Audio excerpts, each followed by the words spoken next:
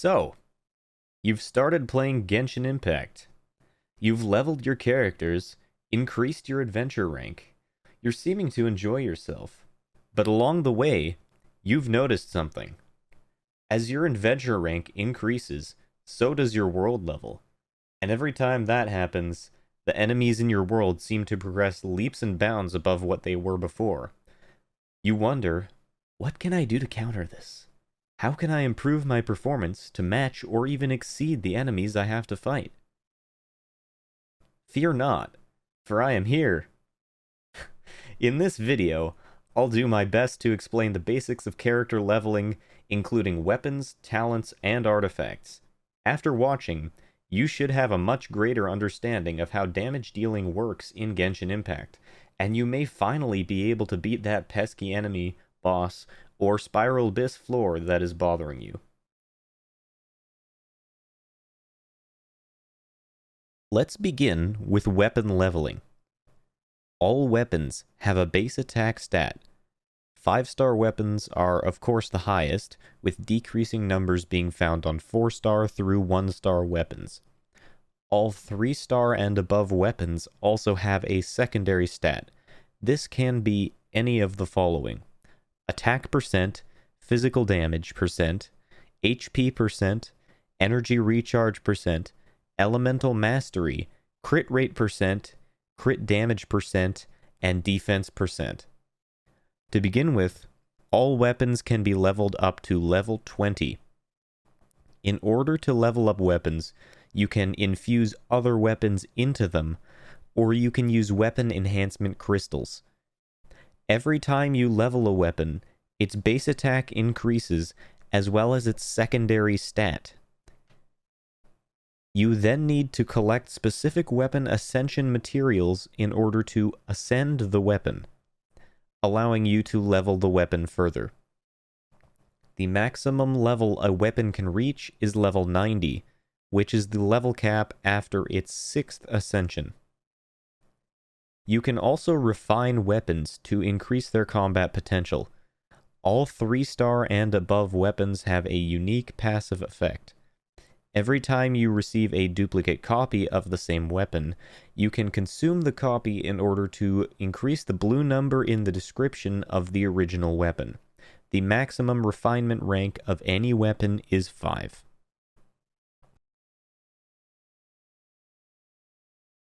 Now let's cover character leveling and ascensions. This is the most basic and important aspect of increasing your character's combat effectiveness. It works mostly in the same way as weapon leveling and ascensions, with a few key differences. Instead of other characters being the source of experience, you can either slowly level your characters passively by playing the game, which is not recommended as it takes forever, or you can use character experience materials. These can be obtained from quests, ley lines, the paid battle pass, and multiple other methods. Character ascension works the same way as weapon ascension, but after your 1st and 4th ascensions, every character unlocks a new passive ability unique to that character.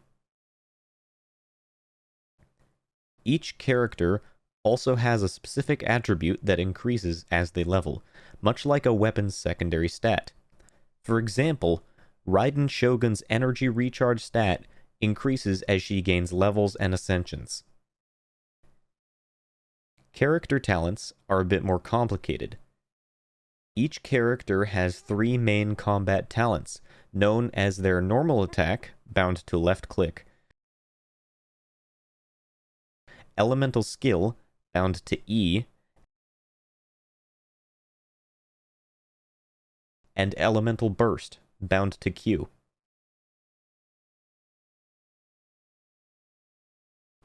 Each of these skills can be increased in level up to 10 times. The maximum 10 levels is unlocked once a character is well into their ascension, so don't worry if you can't quite hit the highest level yet.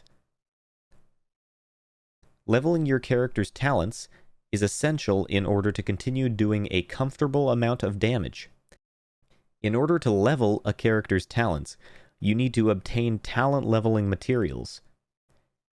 Every character's talent leveling items consist of 1. An item that can be farmed from the world. 2. A talent book chosen from a selection of books available from the talent domains throughout Teyvat. In Mondstadt, the talent book domain is the Forsaken Rift. In Liyue, the talent book domain is Taishan Mansion, and in Inazuma, the talent book domain is Violet Court.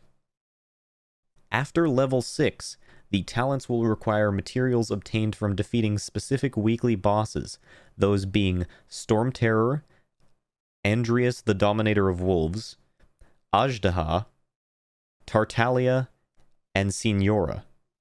To reach level 10 in a talent, you must use a crown. Crowns are rare items which are obtained from specific events and static locations within the game, such as the Sakura tree in Inazuma. This is why maxing out a talent on a character is referred to as crowning the talent. A side note, leveling all of your talents also requires an ungodly amount of mora, so it may take some farming and time to complete. For many characters, it is unnecessary to level all of their talents. For example, Ganyu's elemental skill is not a large part of her playstyle. While it is occasionally utilized, it is nowhere near as important as her normal attacks or even her elemental burst. It is recommended to focus on the necessary talents at the expense of the unnecessary ones in order to save a lot of time and resources. One thing to pay attention to when leveling your talents is stat scaling. Many characters' talents scale with a specific stat. For instance, Noelle's healing and burst effect scale with her defense stat.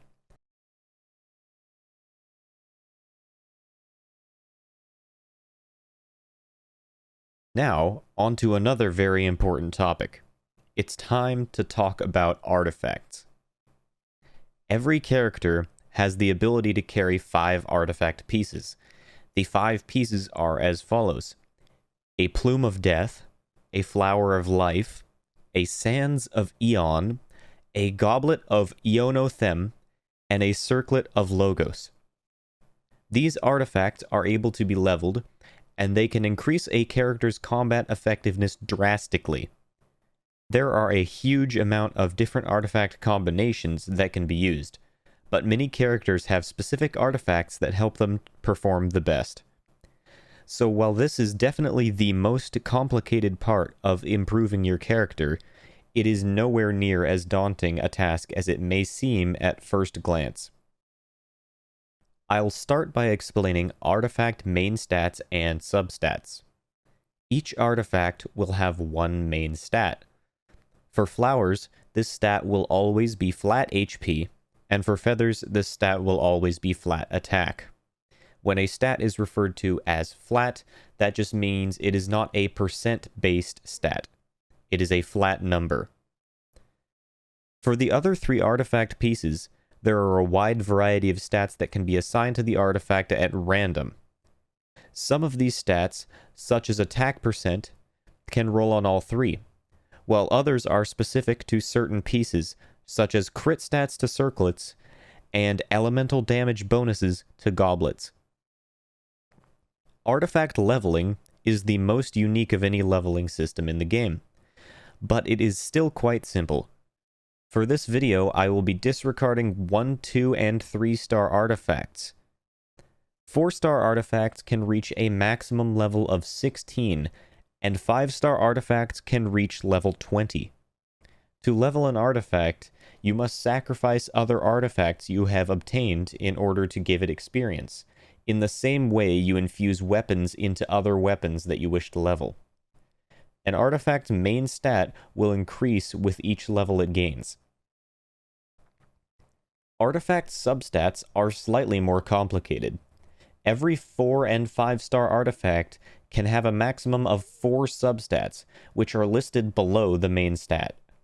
What substats an artifact has are completely random, although an artifact's substats can never be the same as its main stat.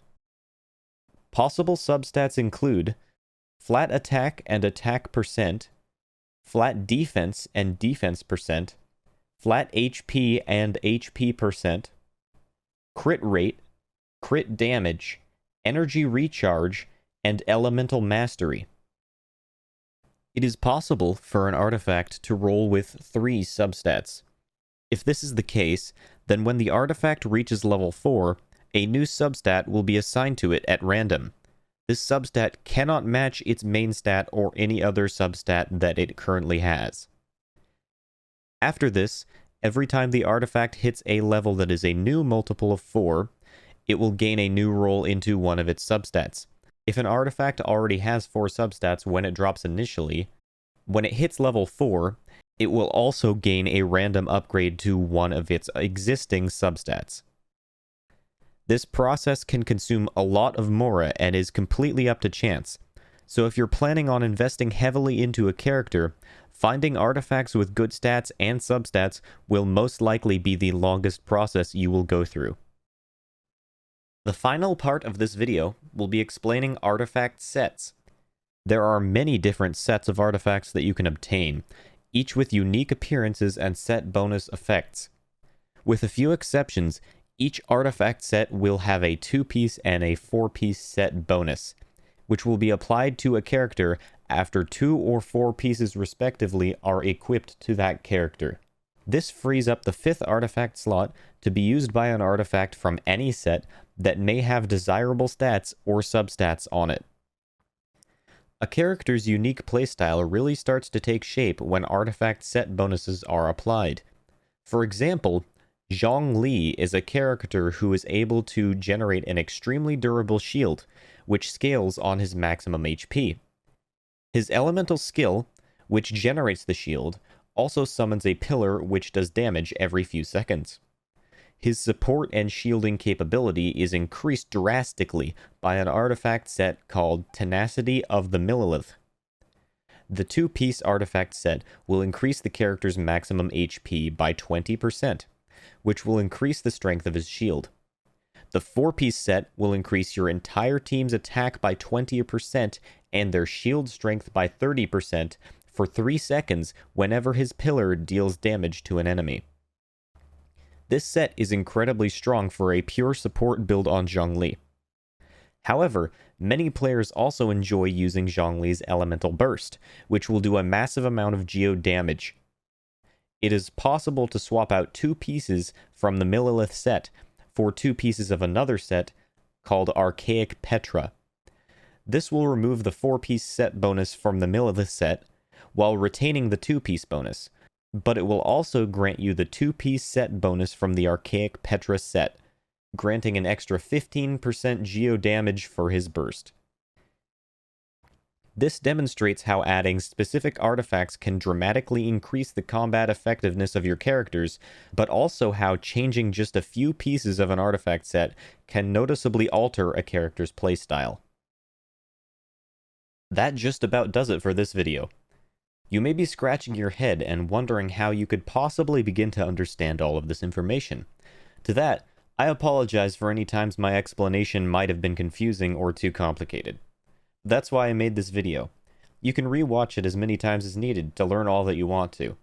Also, the longer that you play, the easier it will be to grasp concepts that may feel overwhelming at first. So although all of this may seem like quite the chore, persevere, and before you know it, your team will once again be slapping hilichurls across the plains of Mondstadt, or even making a certain child run home to his Tsaritsa complaining about a certain very powerful traveler. I hope you found this guide helpful, and I hope that you enjoy your time playing Genshin Impact.